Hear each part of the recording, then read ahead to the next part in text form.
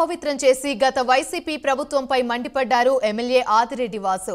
NDA కూటమి ప్రభుత్వం వచ్చిన దగ్గర నుంచి తిరుపతి ప్రసాదం పవిత్రతను కాపాడేందుకు ప్రయత్నం చేస్తున్నామన్నారు.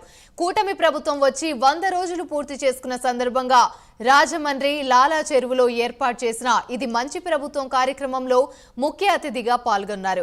రాష్ట్రంలో ఆర్థిక పరమైన సమస్యలున్నా ఇచ్చిన మాటకు కట్టుబడి హామీలను నెరవేరుస్తున్నామన్నారు. కమిషన్లకి కాకృతిపడి నాసీ రకమైన నెయ్యితో లడ్డూని తయారు చేసి హిందువుల మనోభావాలను దెబ్బతీశారని ఆవేదన వ్యక్తం చేశారు. అనగానే మనకు అందరికీ గుర్తొచ్చేది ఒక పవిత్రత. ఏడుకొండల వెంకటేశ్వర స్వామి అందరికి ఆరాధ్య దైవం. అలాంటి పవిత్రత కలిగిన ఈ ప్రసాదంలోని వీరు కక్కుర్తి పడి కమిషన్కి వైసీపీ వాళ్ళు ఇంతటి దుశ్చర్య చేస్తారని నేనైతే ఎప్పుడు కూడా ఊహించాల. దేవుడితో చెలగాటాలు ఆడారు కాబట్టి 11 సీట్లు పరిమితం. ఇక్కడతో ఆగదు.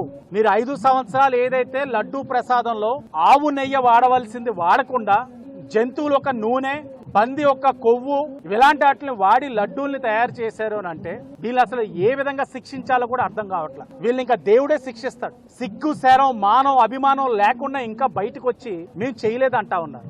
రిపోర్ట్స్ వస్తా ఉన్నాయి. ముమ్మాటికి ఈ ప్రసాదంలోని ఇవన్నీ కూడా ఉన్నాయి. 5 సంవత్సరాలు